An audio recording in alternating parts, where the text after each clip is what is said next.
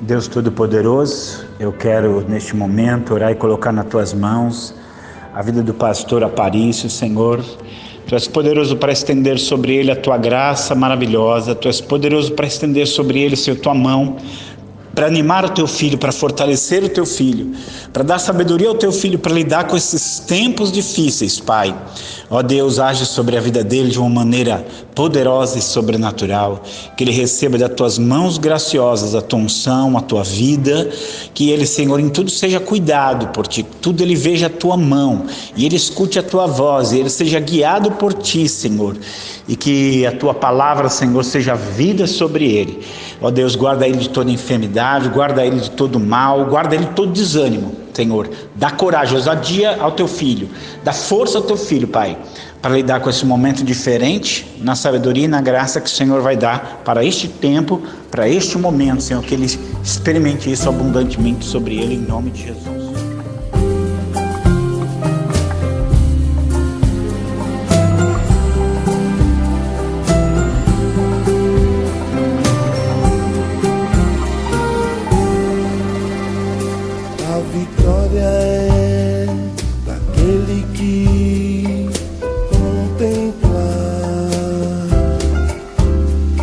Cordeiro Cristo, leão da tribo de Judá,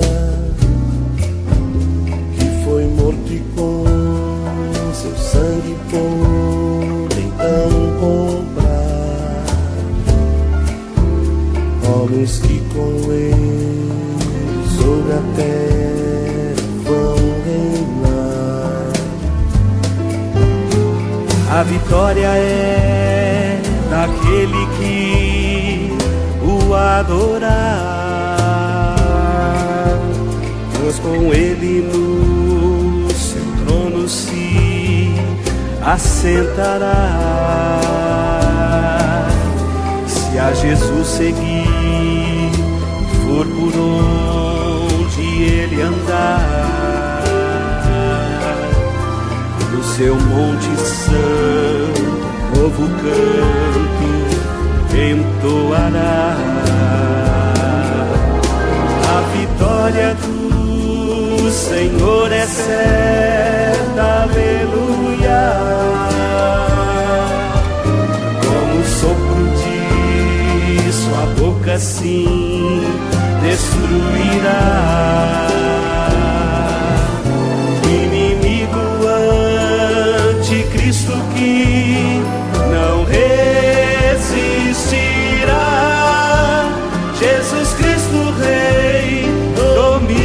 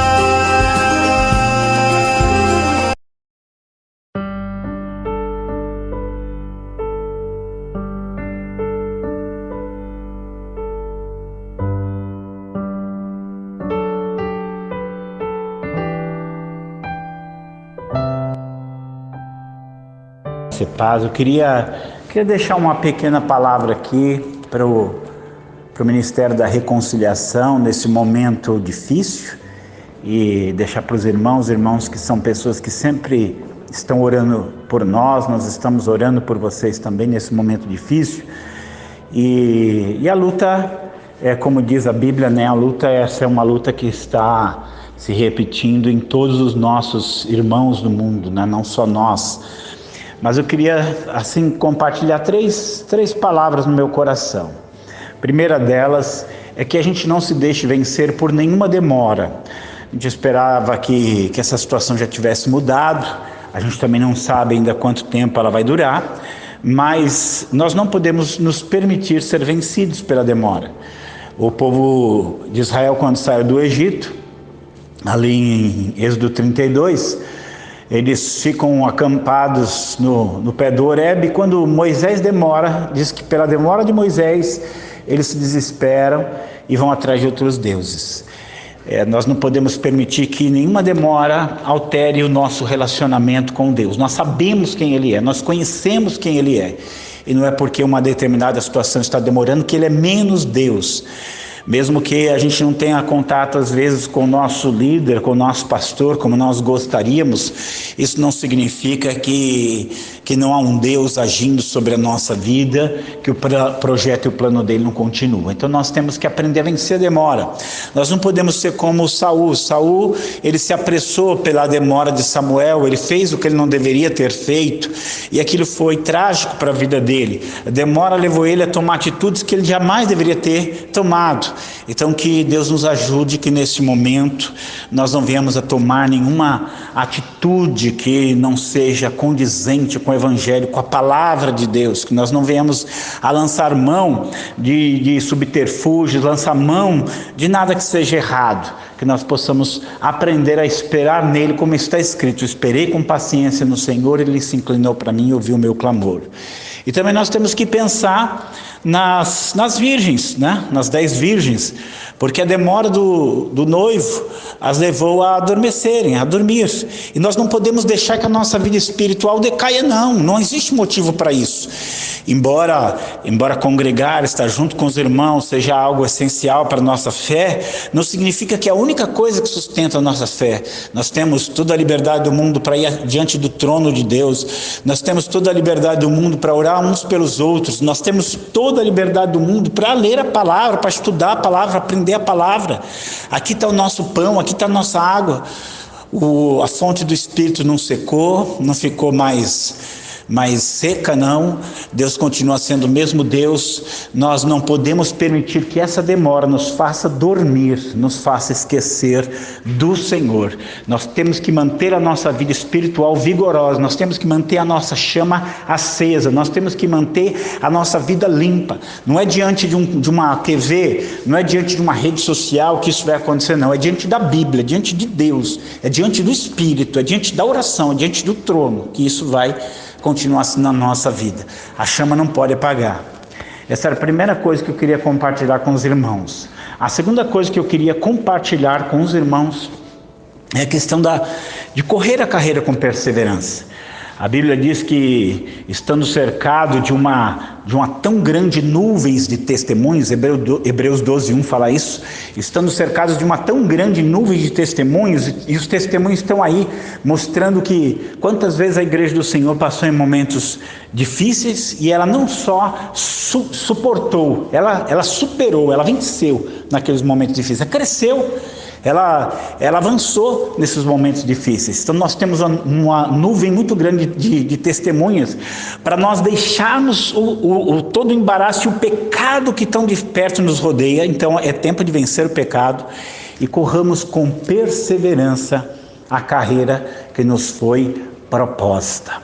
E aqui é onde eu quero dizer para você, nesse segundo ponto, que a vida com Deus ela não é uma corrida de 100 metros rasos, aquela que você vai intensamente e rapidamente chegar ao fim.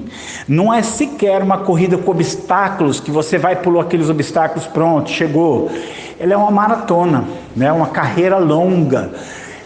Quando você corre uma maratona, você vai encontrar situações difíceis nesse longo caminho. Você vai encontrar, às vezes, caminhos que são estreitos para você poder passar, e você está correndo com outros ao lado, e esbarrar neles é um perigo. Muitas vezes é um perigo esbarrar neles e cair, ou seja, tropeçar naquele que está do meu lado e cair. Isso é uma possibilidade na maratona. É uma possibilidade na maratona eu pegar uma subida, e a subida ali é algo muito mais difícil. São momentos difíceis que você vive durante esse longo percurso e que você vai ter que superar, você vai ter que vencer, você vai ter que chegar até o final. Então esse é a maratona, né? Essa maratona que nós somos chamados para correr. E pensar que no meio dessa maratona vem cansaço, no meio dessa maratona vem dor, no meio dessa maratona vem vontade de desistir, sim, vem. Mas nós vamos correr com perseverança a carreira que nos está proposta. E aí eu quero terminar falando de duas coisas que nós precisamos no meio dessa maratona, no meio dessa corrida, no meio dessa demora de uma situação que não é normal, não é comum. Nós precisamos, primeiro, olhar para o final, olhar lá para frente. Tudo isso vai passar, né? Tudo isso vai acabar, tudo isso vai ter fim, nada vai ser para sempre. Nosso descanso nem é aqui, mas o nosso alvo é chegar até a eternidade. Nós não podemos perder o nosso alvo, nós não podemos perder onde nós queremos chegar. Nós não queremos parar no meio do caminho, nós queremos chegar lá no fim. Então nós temos que olhar lá no fim, no momento em que nós, como vencedores em Cristo Jesus, por sua graça, por sua misericórdia, estaremos na presença dele. Então nós temos que aprender a olhar o fim, porque é lá que nós queremos chegar. E a segunda coisa que eu quero dizer é que nós precisamos de renovo. Nós precisamos de um renovo. Se nós precisamos de renovo em momentos comuns, momentos normais, naturais, imagine momentos que não são comuns. Imagine momentos que são extraordinários, como esse que nós estamos vivendo. Então, no meio dessa caminhada, nós precisamos de renovação. Nós precisamos de renovação. Todo mundo cansa, todo mundo se aflige, todo mundo perde as suas forças, suas energias em algum momento da caminhada. E aí nós temos que pensar que aqueles que esperam no Senhor renovarão as suas forças, voarão com asas como águias, correrão, não se cansarão, caminharão, não se fadigarão. Renovo. Senhor, eu preciso ser renovado. Senhor, nós como igreja, como crentes, precisamos ser renovados, todo dia um pouco, cada vez mais. Em Ti está essa renovação.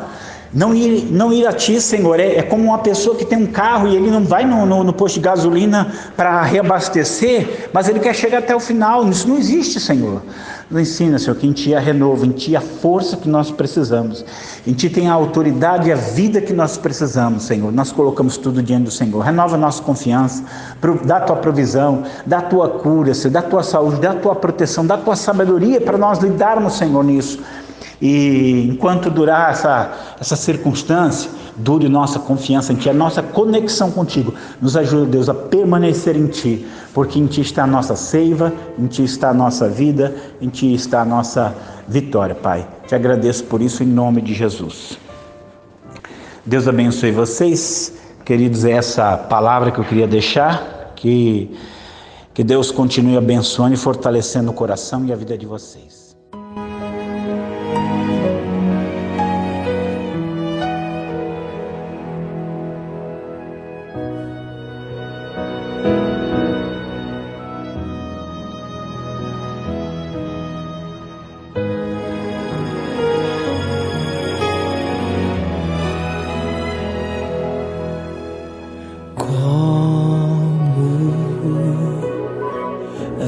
Agradecer por tudo que fizeste a mim.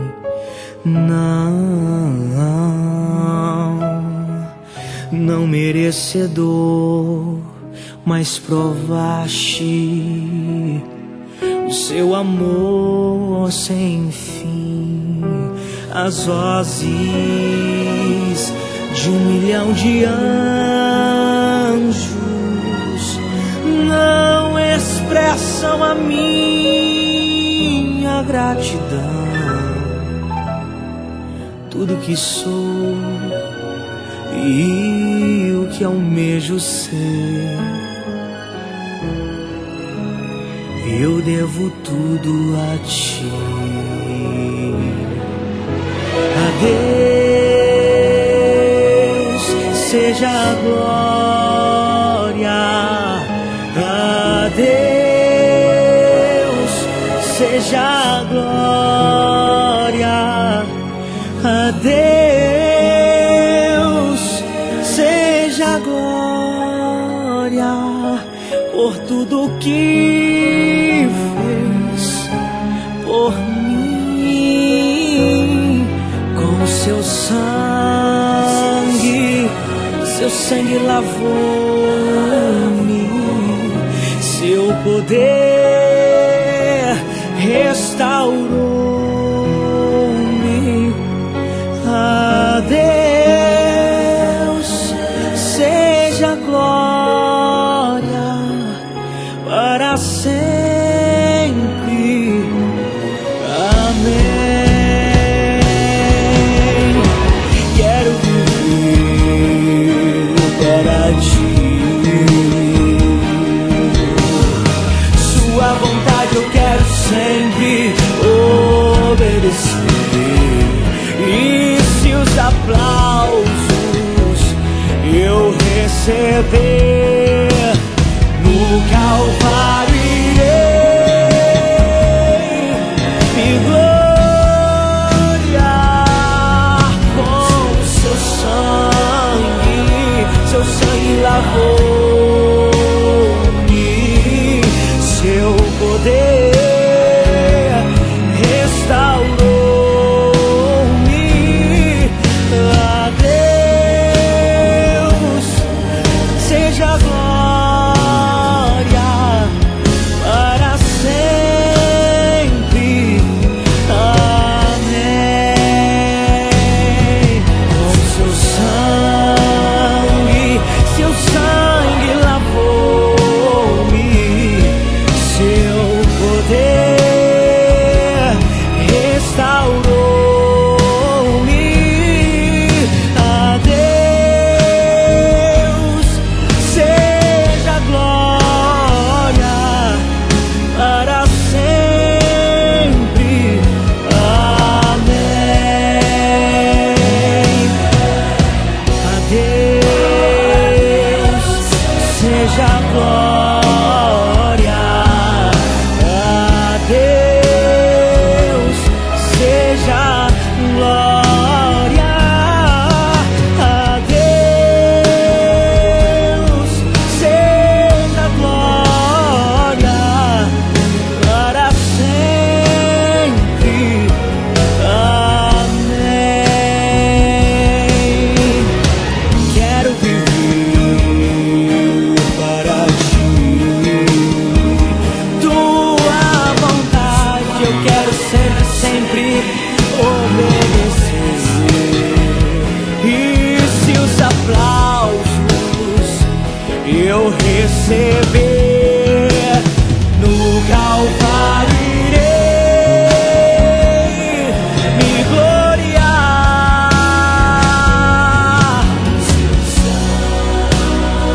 Com seu sangue lavou-me,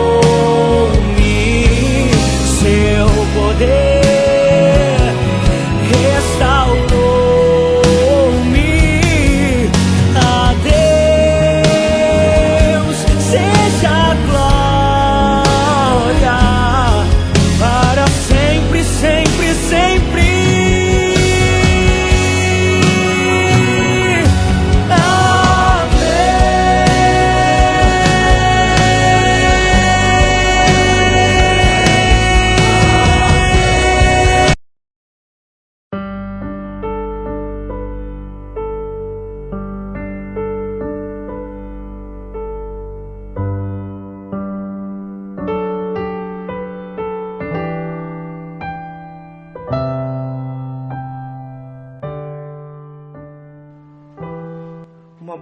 Uma boa noite para você, na gloriosa paz de nosso Senhor e Salvador Jesus Cristo. Hoje, sexta-feira, dia 22 de maio de de 2020. Estamos diante do nosso estudo bíblico denominado de Sexta Escatológica, Apocalipse, Denúncia, Resistência e Esperança, uma abordagem na perspectiva da teologia reformada. Bem, hoje vamos nos debruçar na lição de número 8, onde vai falar sobre a mulher e o dragão. Descrição esta então da vitória de Cristo, que está centrada em Apocalipse capítulo 12. Vamos ler o texto?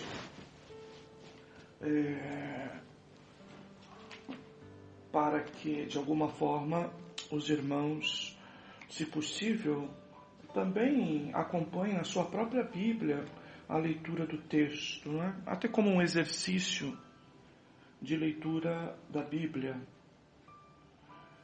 Viu-se grande sinal no céu, a saber, uma mulher vestida do sol, com a lua debaixo dos pés e uma coroa de 12 estrelas na cabeça, que, achando-se grávida, grita com as dores de parto, sofrendo tormentos para dar à luz. Viu-se também outro sinal no céu, e eis um dragão grande, vermelho, com 7 cabeças, 10 chifres, e nas cabeças 7 diademas. A sua cauda arrastava a terça parte das estrelas do céu, as quais lançou para a terra. E o dragão se deteve em frente da mulher que estava para dar à luz, a fim de lhe devorar o filho quando nascesse. Nasceu-lhe, pois, um filho varão, que há de reger todas as nações com o cetro de ferro, e o seu filho foi arrebatado para Deus até ao seu trono. A mulher, porém, fugiu para o deserto, onde lhe havia Deus preparado lugar para que nele a sustentem durante 1260 dias.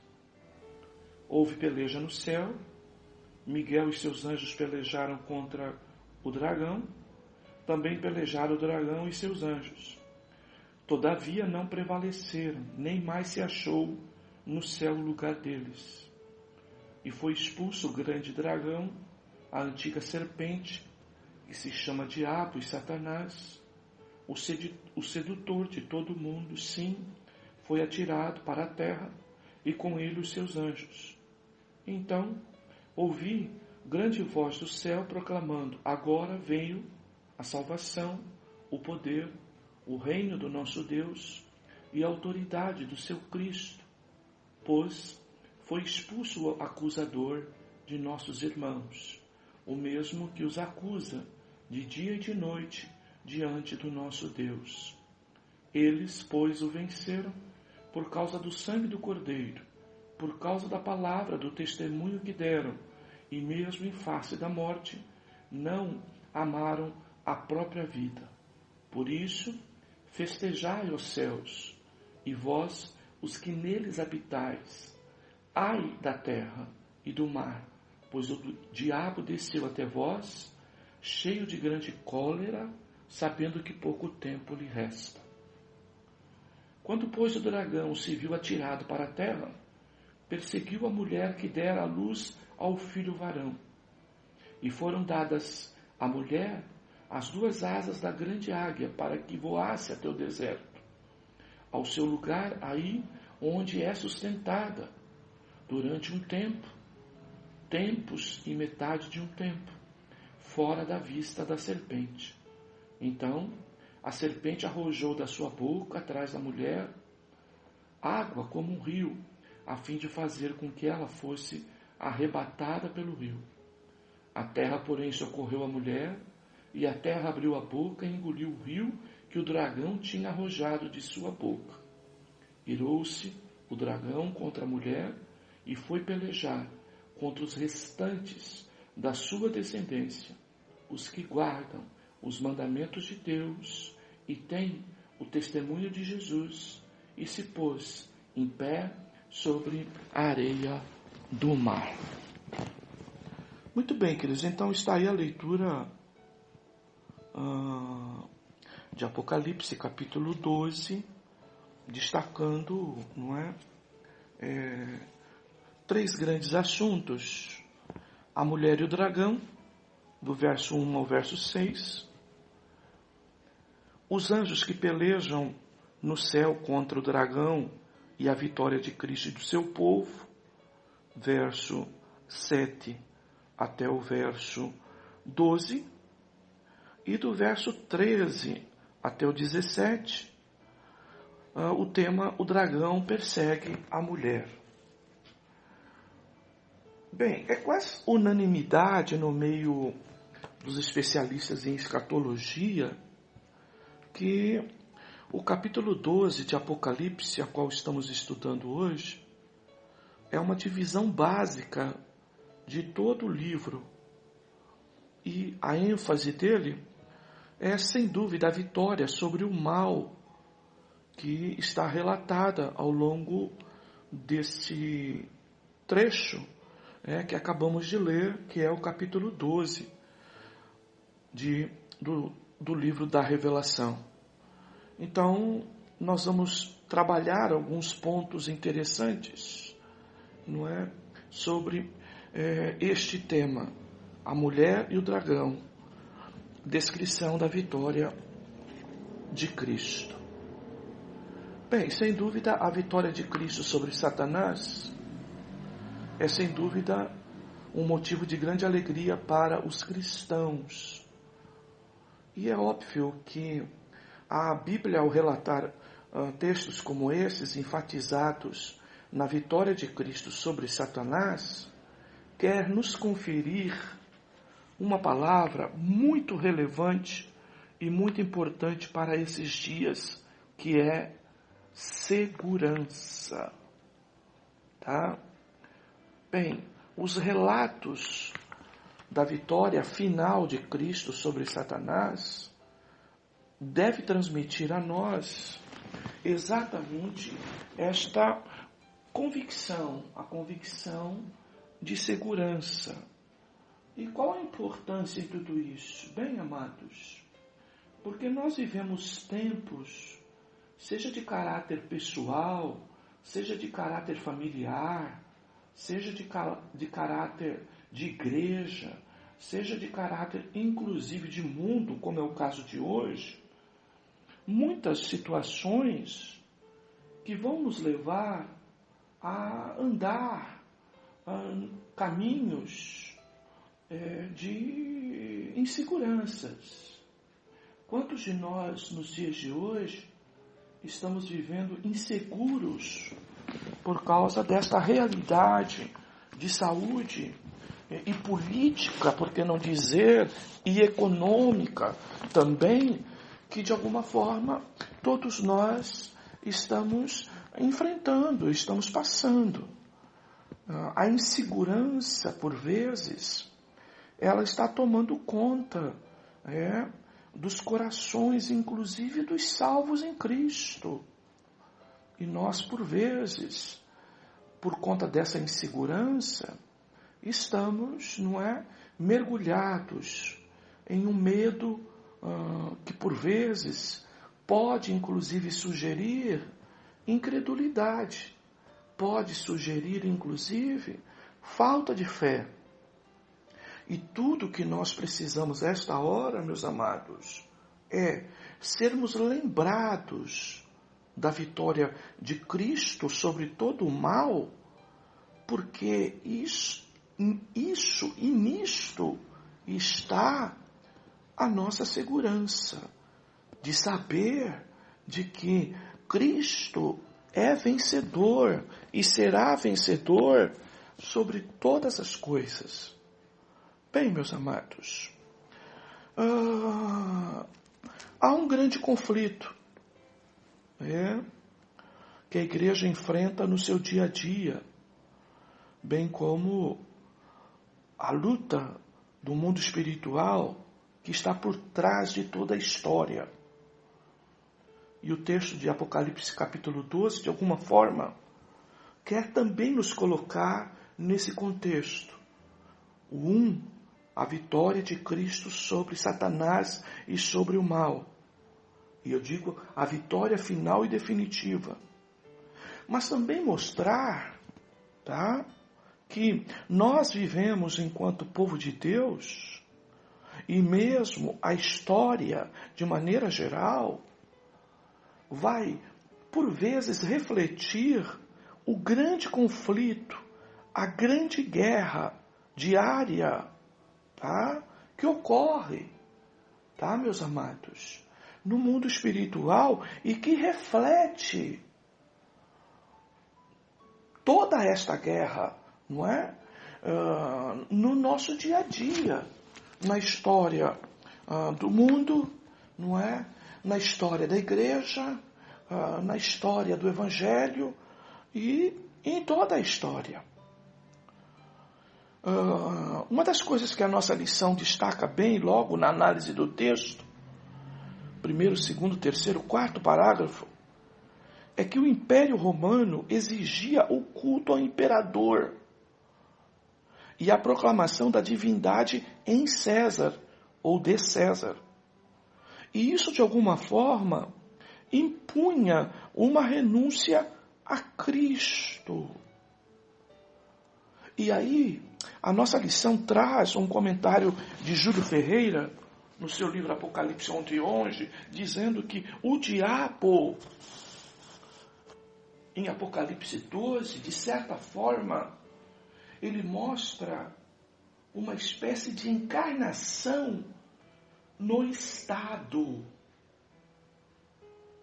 Você já ouviu falar isso, não? A possibilidade, tá, do diabo se encarnar também em certas coisas. E essa expressão encarnar aí significa ter domínio, controlar o pensamento, as decisões, usar o próprio poder do Estado para, de alguma forma, tá, buscar seus objetivos. E quando nós falamos, não é, desta figura de encarnação do diabo no Estado, é óbvio que vamos lembrar diretamente da figura do anticristo, que será eleito também por onde? Pela ressuscitação do modelo do Império Romano. Segundo o contexto lá de estudo das últimas coisas, no texto de Daniel, na estátua de Nabucodonosor. Então, por vezes, nós pensamos que o inimigo, que o diabo, ele pode estar encarnado como uma figura, lógico, apenas em líderes religiosos, em religiões. Mas aqui nós temos claramente, tá, irmãos, uma posição que nos tira, às vezes, esse pensamento até um pouco puro demais, de entendermos que o sistema que o diabo usa, que ele se prefigura, que ele manipula e que ele incorpora, inclusive, seus propósitos, seu poder, seus objetivos, tá? Seja apenas a religião e seus líderes e suas práticas religiosas. Alguém pensa que esta incorporação do mal como agente em atividade explícita no mundo seja feita apenas através da religião. Mas aqui o texto é evidente, tá? O comentário extremamente correto, bíblico, ao afirmar de que o Estado, o diabo, se personaliza na figura do Estado e de seu governante.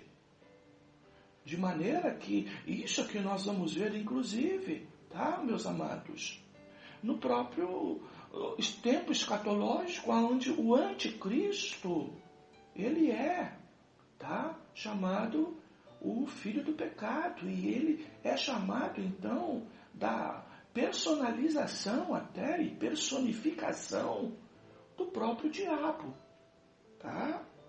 Então, observe que os poderes do diabo, eles não são exercitados ativamente no mundo apenas usando as estruturas religiosas de cultos pagãos, de cultos a divindades falsas, à idolatria, ao espiritismo e todos os outros tipos de cultos que invocam os poderes malignos.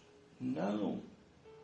Tá bem, queridos? O Estado também prefigura, tá, personalidade atribuída ao diabo. E o diabo usa o próprio sistema político, os poderes do Estado, tá, para de alguma forma constituir, através disso, o quê? Um opositor direto a Cristo, ao Evangelho, à Igreja.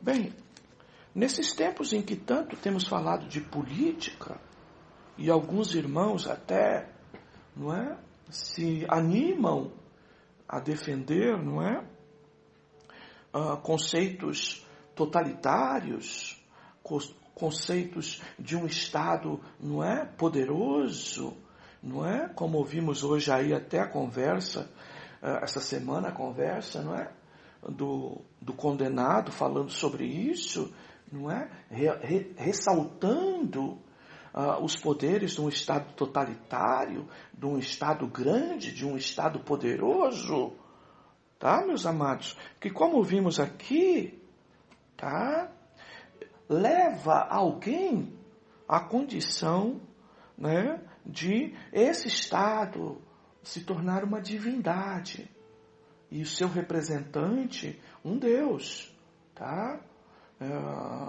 Como temos lido recentemente, Franklin Ferreira, inclusive, escritor reformado, lançou recentemente, acho que tem 3 anos, o livro, né, A Idolatria do Estado, quando vamos observar, não é, o Estado se tornando realmente um Deus, trazendo para cima dele poderes, tá? E praticamente levando as pessoas a uma serviniência, a se tornarem servos, cegos de um sistema que eventualmente, com muitos poderes, poderia sustentá-lo, não é? Mas sustentá-lo bem na condição de um senhor e de um escravo. Bem, queridos, ainda a nossa lição, ela foca que pobre dos cristãos não fosse a confiança na soberania de Cristo, já agora na experiência terrestre, porém não ainda cumprida em plenitude. Então, no nosso dia a dia de hoje, nós precisamos, acima de tudo, confiar no nosso Deus, e não no Estado. Principalmente o Estado que, de alguma forma, quer cada vez mais agregar um possível poder a ponto de amanhã, inclusive, se colocar até como uma espécie de divindade. Percebe-se aqui que o opositor não desiste de investir contra a vida dos cristãos. E esse é o contexto dessa guerra. O principal personagem que surge em oposição a Cristo e a sua igreja é o dragão. E Michael Wilco, na obra A Mensagem de Apocalipse, descreve os 3 personagens deste capítulo da seguinte forma: a mulher, que é a igreja, na representação do antigo Israel, o dragão, que é Satanás, e o filho varão, que é Jesus. O dragão procura destruir o filho, a criança, e quando falha, volta-se irado contra a igreja. Bem, eu aqui vou fazer um acréscimo, tá? De pensamento escatológico bem particular, ainda que eu estou evitando trabalhar aspectos de paradoxos ou até de apologéticos em cima da lição, não é? Estamos fazendo muito mais um exercício de acompanhar o pensamento do escritor, que é sério, não é? Do que propriamente fazer o que nós fazemos costumeiramente, que é dar um estudo baseado em conceitos bem mais apologéticos, tá? Bem, o que nós podemos ver aqui é que, segundo a interpretação mais comum do que esta que vemos aqui na lição, primeiramente, tá? Esta mulher simboliza o povo de Deus, sim, mas primeiramente identificado com Israel fiel a Deus, que sofre as dores de parto, como nós vamos ver lá em Miqueias 5:3, até dar à luz o Messias prometido, tá? Então aí você tem que imaginar o seguinte: Satanás ao longo da história lutou para pôr fim, tá, ao povo de Israel, de todas as formas e de todas as maneiras, utilizou inclusive poder de estados, como usou Egito, como usou a Síria, como usou Babilônia, tá, como usou Pérsia, como usou os gregos, tá? Todos os grandes impérios do Antigo Testamento, de alguma forma, tentaram, tá, exterminar com o Israel de Deus, porque o fiel Israel, que é a tribo de Judá, da onde nasce Jesus, é o primeiro ataque, sob o ponto de vista histórico, tá, de Satanás, tá? É lógico, o ataque para impossibilitar o projeto de redenção em Cristo Jesus. Primeira coisa, o que era? Era, de alguma forma, desde a chamada de Abraão, tá, impedir que Israel, como nação, viesse de alguma forma sobreviver a ponto de gerar aquilo que está lá em Gênesis 3,15, que da semente da mulher nascerá um que pisará a cabeça da serpente. Então, sob o ponto de vista histórico, para impedir, para combater e impedir e destruir os processos de redenção em Cristo, o primeiro ataque, tá, é feito então ao povo de Israel, ao fiel Israel de Deus, não é, do Antigo Testamento. Quando se dá a luz ao Messias prometido, então o ataque de Satanás se volta totalmente a Cristo. Se volta usando o Estado de novo. Usando quem? Usando Herodes, que ao saber da possibilidade de nascer um rei, manda matar todas as criancinhas, tá? Então, o primeiro grande ataque do diabo, ele usa quem? Usa Herodes, tá? A referência o quê? Do Estado romano da época. Entendem, queridos? Bem, por fim, ele então ataca, inclusive Jesus, no início do seu ministério. Por exemplo, quando Jesus, então, após o seu período de oração e jejum, para iniciar o seu período ministerial, o diabo, então, promove aqueles tipos de tentações para, de alguma forma, dar, digamos assim, poder a Jesus. Não é? Era essa a tentação, dar poder a Jesus, sem Jesus ter que enfrentar o quê? O seu processo, tá, de pagamento pelos nossos pecados, tá? Bem, tudo era de Jesus, seu poder, mas necessariamente ele precisava, para nos salvar, cumprir com o seu papel de redentor, e neste caso, não é, precisava ser o sacrifício perfeito oferecido na cruz do Calvário por nós. Bem, o diabo ali também tenta, não é, de alguma forma, impedir que Jesus chegasse a este objetivo. tá? E por fim, ele agora volta a sua perseguição ao quem? A descendência, tá? A posteridade, tá? De Cristo e desse próprio Israel, tá? Que gerou a Cristo. Então, ele agora vai atacar quem? A igreja. E a luta da igreja é exatamente esta, tá? Então, esta é a realidade.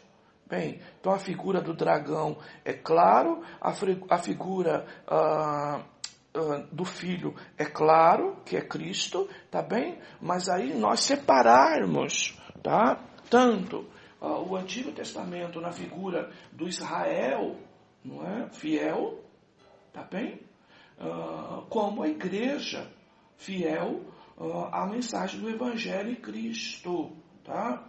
Como nós podemos conferir em 1 João 4,15, tá? Em Gálatas 4,26, textos que vão nos dar esta visão ampliada que eu estou dando para os irmãos. Não é um desacordo com o escritor, mas procurando ampliar a compreensão de vocês, tá bom?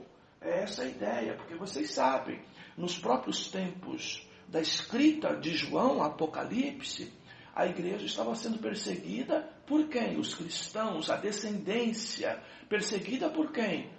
Pelo poder do Estado, tá? Era o Estado, na figura de César, que estava perseguindo a igreja.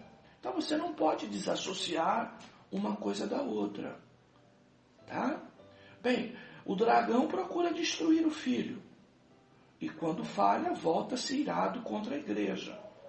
E esta guerra contra a igreja é que nós observamos nos dias de hoje e que vai culminar, então, com esta batalha final em Apocalipse capítulo 12. Tá?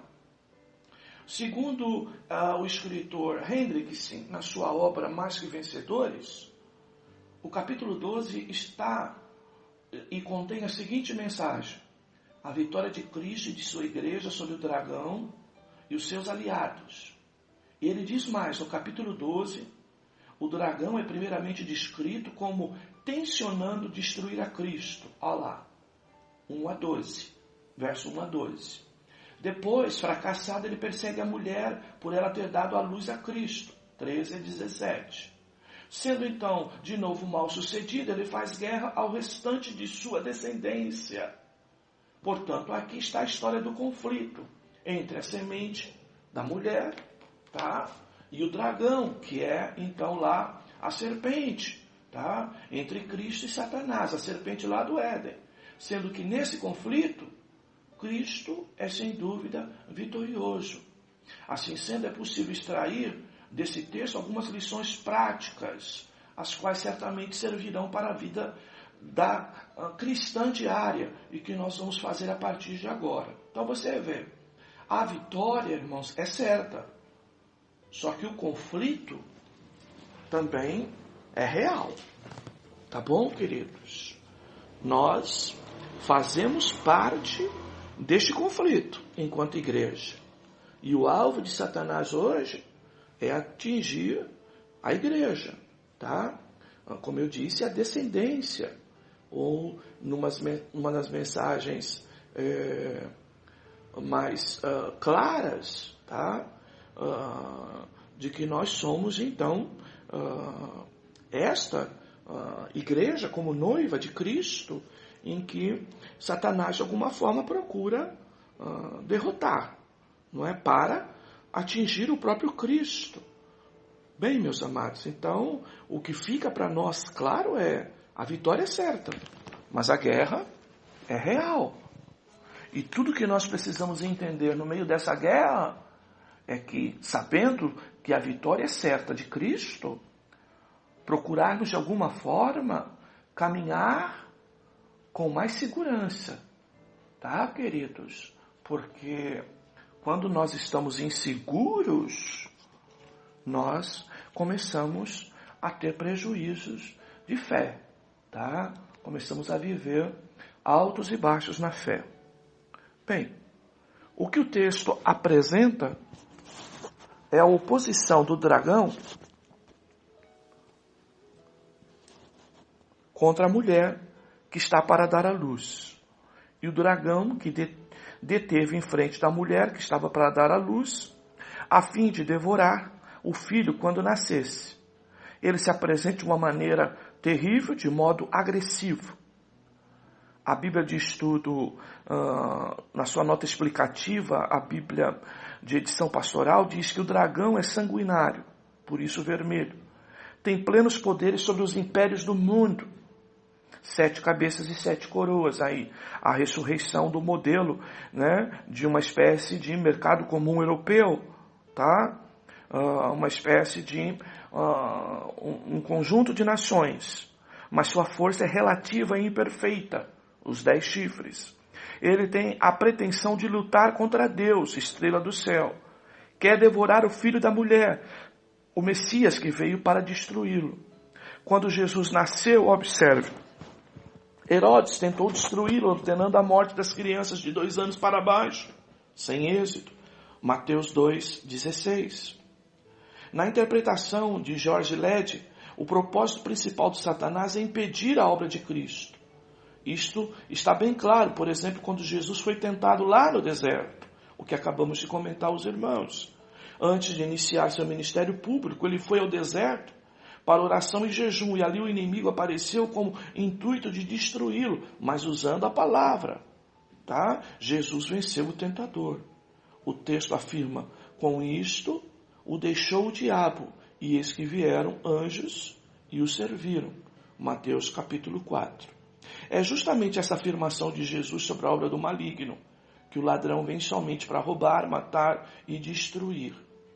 De uma maneira mais ampla, é possível então verificar que o objetivo do maligno é produzir nas pessoas aquelas atitudes que irão contribuir para a destruição, tanto do indivíduo quanto dos grupos sociais.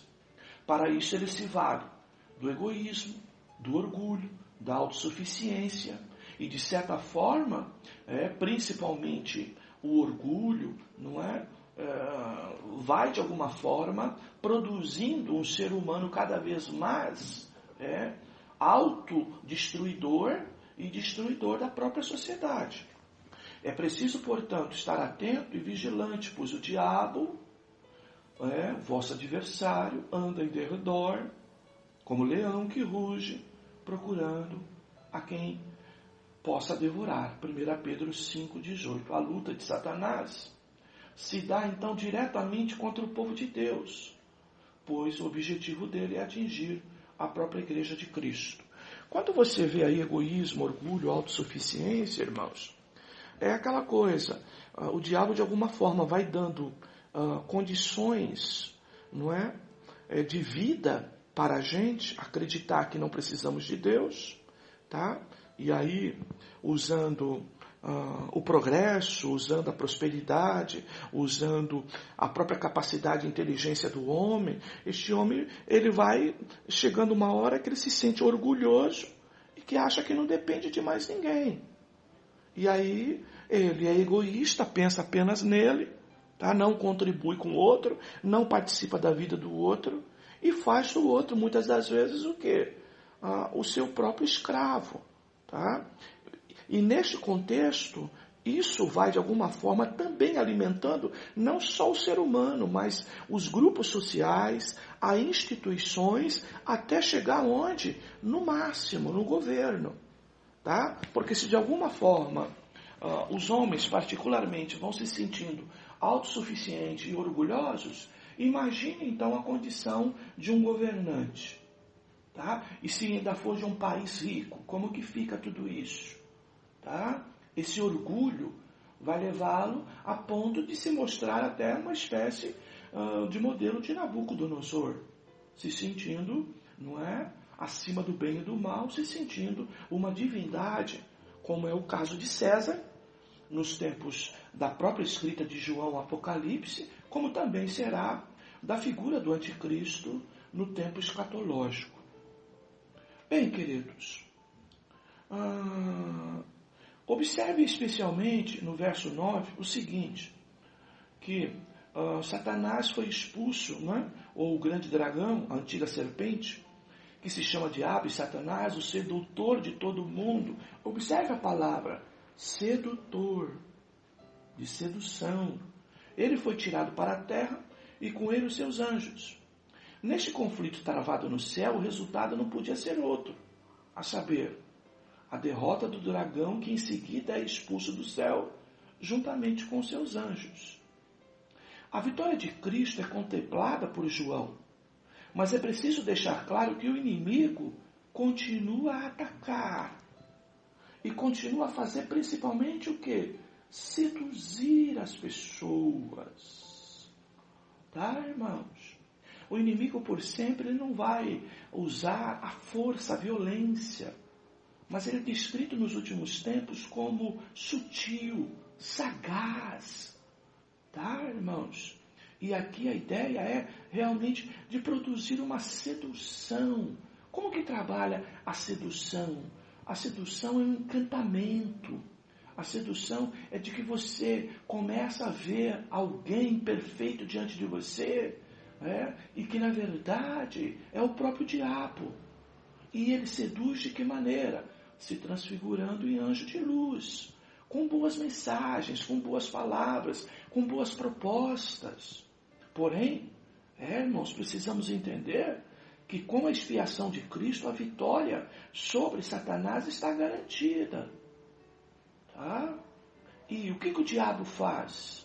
E aí o escritor ele destaca Romanos 8, 33, 34. Satanás, por vezes, ele tenta, ele oferece, tá? O objeto para o pecado, o meio para o pecado, e depois, quando você, de fato, não é? Compra isso, adquire isso, esse elemento do pecado, tá? Deseja isso e pega isso, tá? Ele então acusa. Esse é o trabalho do diabo, ele oferece e depois ele acusa, tá? Então, ele oferece, seduz, não é? Vende a sua mercadoria com uma habilidade de um vendedor bem satânico e depois ele te acusa, tá? Então, lembremos de que a nossa vitória está em Romanos 8, 33, 34. Quem intentará acusação contra os eleitos de Deus? Quem? É Deus quem os justifica. Quem nos condenará?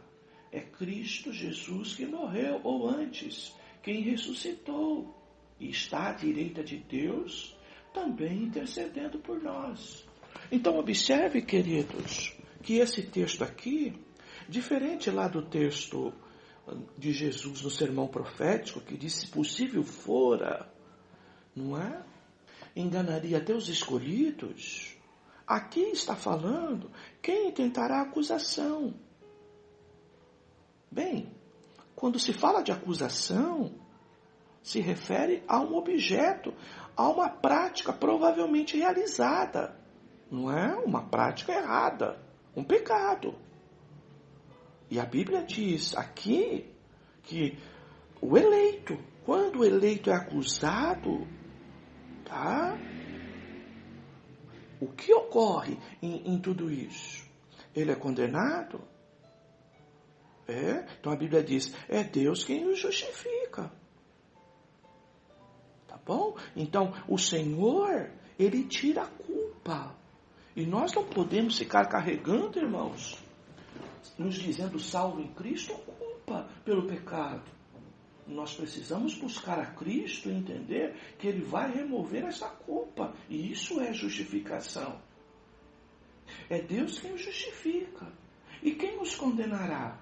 Ora, Cristo já foi condenado por nós, já pagou por nós, já morreu por nós, já ocupou o nosso lugar. Quem pode nos condenar se Cristo já sofreu o preço da condenação por nós? E mais ainda, tá? Além disso, Ele assumiu a posição de advogado e está à direita de Deus, nos advogando, nos defendendo, para que nós lembremos da justificação e também do perdão dos nossos pecados. A vitória de Cristo é apresentada em diversas passagens bíblicas. Você pode conferir lá, Atos 2:34, Efésios 1:20 e 22, Hebreus 1:3 e 4, 1 Pedro 3:22. Tá? E nós precisamos, tá, irmãos, mais do que nunca, ter segurança nessa palavra. Bem, 3 grandes causas da derrota de Satanás e o que mostra a vitória realmente de Cristo. Primeiro, o poder de Deus, tá? A soberania de Deus. Deus revela o seu poder na salvação e na autoridade em Cristo para vencer Satanás. O governo de Deus é revelado sobre todos os poderes demoníacos, tá? Ou seja, o resultado é que as acusações contra o povo de Deus são frustradas. Por quê? Porque o inimigo, ainda que tivesse todos os poderes para de alguma forma nos atingir, nós estamos debaixo da proteção de Deus. E o inimigo não pode, de alguma forma, estabelecer guerra contra o poder de Deus. Tá? Então, eu repito o que tenho dito com frequência. Nós não cremos nesse objeto espiritual do dualismo, onde Satanás e seus anjos e toda sua estrutura de poder luta em igualdade de condições contra Deus. O bem contra o mal lutando em condições iguais. Não. Tá, irmãos? Deus é soberano, está acima de todas as coisas, e o próprio poder de Satanás, ele é delegado por Deus. Tá? Vou repetir uma frase que muita gente não gosta, não é? Mas que nós citamos com certa frequência, que é o diabo de Deus. Tá? No fundo, ele também cumpre propósitos de Deus. E você precisa aprender a entender isso. Afinal, Deus é glorificado nos que salvam, também nos que se perdem. Deus também tem sua glória manifesta através de sua graça e de sua ira. Tá? Bem, segundo, o sangue do Cordeiro. Esse é um outro motivo pela qual, tá, nós somos vitoriosos. A vitória sobre Satanás ocorreu na cruz. O sangue de Cristo derramado foi o meio de obter a vitória sobre Satanás. Isso mostra que os santos vencem a batalha espiritual não pelos próprios méritos, mas exclusivamente pela vitória de Cristo. Colossenses 2, verso 15, você pode ler todo o contexto, do 12 ao 15, não é? Você vai ver que foi lá na cruz que o Senhor Jesus pagou, tá? E garantiu a nossa vitória ao dizer: está tudo consumado. E terceiro, a palavra do testemunho. Os cristãos falaram do poder salvador do sangue de Cristo. Aqui está a ideia de martírio. Eles amavam mais a Cristo do que a própria vida, sofrendo resignadamente a morte e não negando a Cristo.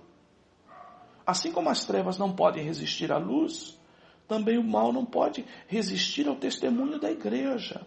E o testemunho da igreja, o que é? É uma vida prática condizente com o quê? Com a mensagem do Evangelho.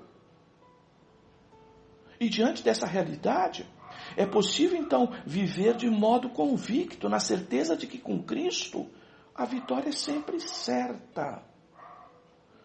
Romanos 8:37. Somos mais do que vencedores. 2 Coríntios 2:14. Tá bom, queridos? Então, nós precisamos considerar tudo isso para que nós, em tempos como esses, possamos voltar a andar com segurança, caminhar com segurança. A guerra existe. Tá, irmãos? O conflito existe. Nós estamos no meio de tudo isso, porque somos igreja do Senhor. O inimigo quer destruir a igreja, já que não destruiu a Cristo. mas a nossa vitória já foi declarada, já foi decretada, já foi efetivamente realizada lá na cruz do Calvário. Mas a guerra existe e nós vamos ter que enfrentar. E a nossa vitória evidente está principalmente em continuar a nossa caminhada sem negar a Cristo, mostrando até que muito mais do que a nossa vida, o nosso amor a Cristo, ao Evangelho, a palavra, a igreja, tá? É muito maior. É isso que nós precisamos entender, tá? Terceiro, a vitória de Cristo não impede que Satanás continue perseguindo o povo de Deus. Olha aí, a guerra continua. Está claro no texto em foco que Satanás não conseguiu vencer Jesus e fracassou em derrotar Cristo. Por isso agora, seu objeto principal de ataque é a igreja. A vitória do cristão não nos isenta de sofrimento. Olhe lá, existe guerra, há sofrimento, há perdas, há prejuízos, mas nós somos vitoriosos. É por isso que no verso 12 João adverte: ai da terra e do mar, pois o diabo desceu até vós, cheio de grande cólera e ira, sabendo que pouco tempo lhe resta. E no verso 17 diz que ele irou-se, porém, o dragão contra a mulher, e foi pelejar com os restantes da sua descendência, os que guardam os mandamentos de Deus e têm o testemunho de Jesus. Olha o alvo do inimigo, tá? George Led diz que, mesmo derrotado, Satanás ainda não foi destruído. Olha a expressão. Ele é o derrotado, mas ainda não foi destruído. No sentido de que ele continua tentando, ele continua seduzindo, ele continua manipulando, ele continua usando, tá? Poderes manifestos em exercício, seja do Estado, seja da religião, seja de instituições, e seja do próprio modelo do homem atual, tá? Para procurar destruir. Ele sabe que o seu destino final já está selado. Ele sabe disso. Mas ainda ele tem permissão para exercer seu grande poder. Olha aqui. Por que tem permissão para exercer seu poder? Porque no fundo, ele cumpre também com os propósitos de Deus, como já dissemos. Os mártires estão salvos e seguros, pois obtiveram sua vitória por causa do sangue do Cordeiro. Olha o sangue do Cordeiro. Mas Satanás continua agindo, atacando os santos e lutando para que neguem a fé em Jesus. Hoje, portanto, é tempo de perseguição, de muitas tentações, e o inimigo não para de agir. Porém, os cristãos estão protegidos por Deus até o fim e não perecerão. Daí a nossa alegria e nossa segurança. Olha lá. Então, amados, alegria e segurança. Meu irmão, não deixa esse tempo de hoje roubar a tua alegria em Cristo, o teu prazer de servi-lo, tá? Também não fique preocupado, meu irmão, com o dia de amanhã. Deus cuidou de você até hoje, está cuidando e vai cuidar. Você está em segurança em Cristo. Mas quantos são aqueles que não têm essa certeza e vivem aflitos e inseguros diante dos ataques do maligno? Quantos de nós estamos assim hoje, irmãos? Tristes, aflitos, inquietos, ansiosos, inseguros. Cristo não quer seus seguidores medrosos, inseguros, pois ele já venceu o inimigo e garante a vitória de seus filhos. Meu irmão, apesar da guerra existir, tá? A vitória já é certa, porque ela já foi vencida. E a tua segurança está nisso, e a tua fé precisa ser manifesta nesses tempos de crise que estamos vivendo. Tá? Não se pode esquecer. Satanás é um inimigo vencido. João 12:31. Como diz a canção evangélica, a vitória é daquele que o contemplar. Ao Cordeiro, Cristo, o leão da tribo de Judá. Finalmente vale a pena lembrar que a certeza da vitória sobre Satanás é real e que Cristo haverá de destruir todos os principados e potestades. 1 Coríntios 15:25. Então, queridos, nesse capítulo 12, que acabamos de ver, está a descrição de um povo que luta contra o maligno, mas sempre com a esperança e certeza da vitória por meio de Jesus Cristo. Assim como Satanás foi lançado fora do céu, ele também será lançado fora da terra, e haverá, assim, um novo céu e uma nova terra. Que Deus te abençoe, que Deus guarde tua fé e que Deus volte a te dar alegria e segurança nesses dias difíceis que estamos enfrentando. Fique na gloriosa graça e paz do Senhor. Amém. Obrigado, Senhor, pela tua palavra. Obrigado por esta palavra que nos encoraja, que nos fortalece, que nos fortifica. Eu peço esta hora que tu alcance cada um dos teus filhos de forma toda especial, que tu dê graça aos teus servos para que possam seguir com alegria e segurança em ti. Protege cada um de nós, cumpre a tua palavra em nós e que nós lembremos que Satanás é um inimigo vencido. Nos dá graça no meio das lutas, das guerras, das crises, dos conflitos, das adversidades dos dias de hoje, para continuarmos fazendo menção do teu nome e como servos teus ter o prazer em te servir acima até da nossa proteção pessoal, da nossa proteção física, ainda que muitos, no outro lado, vão nesta hora mandar mensagens para nós dizendo: cuida de você, olha por você, mas nós estamos no Senhor e fomos chamados para servi-lo até quando colocamos em risco as nossas próprias vidas, desde que isso seja feito para a glória do teu santo nome. Que a tua bênção esteja sobre o teu povo, que a tua bênção esteja sobre nós. É assim que oramos e agradecemos, em nome daquele que venceu e que está sentado à tua direita, ó Deus, intercedendo por nós. Ao Cordeiro, que é digno de louvor, honra e glória, a nossa exaltação. Amém. Fiquem todos em Cristo Jesus.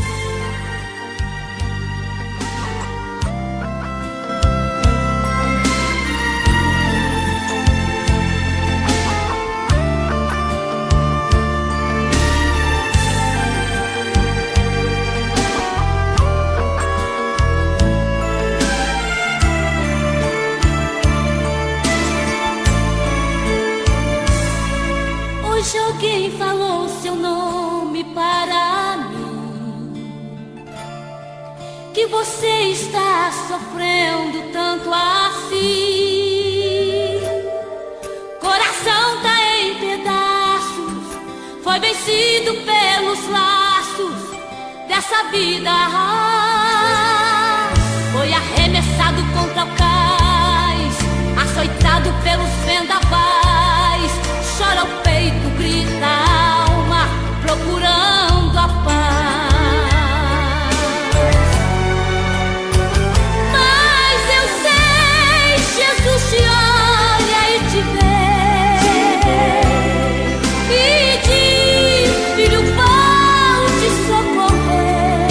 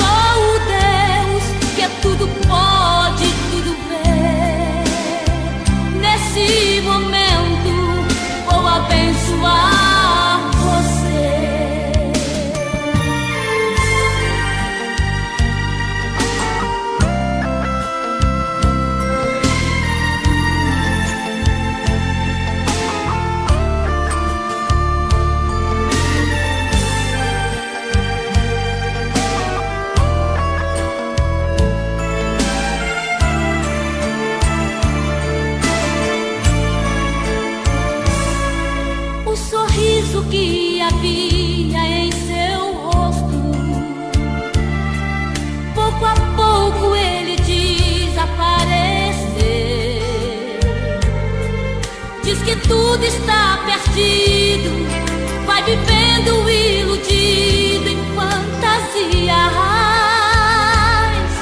Foi arremessado contra o cais, açoitado pelos vendavais. Chora o peito, grita a alma, procurando a paz. Mas eu sei, Jesus te olha e te vê, e diz: filho, vou te socorrer. Pó da cinza eu vou te levantar. Sou o teu Deus, é só meu nome clamar. Sei que os sonhos se perderam no caminho. Está sozinho e entregue à solidão. Mas sou o Deus que é tudo pode, tudo vê. Nesse momento vou abençoar você. Vou abençoar você.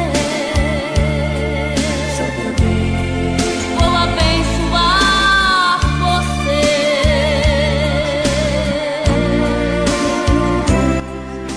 Escondi tua palavra no meu coração.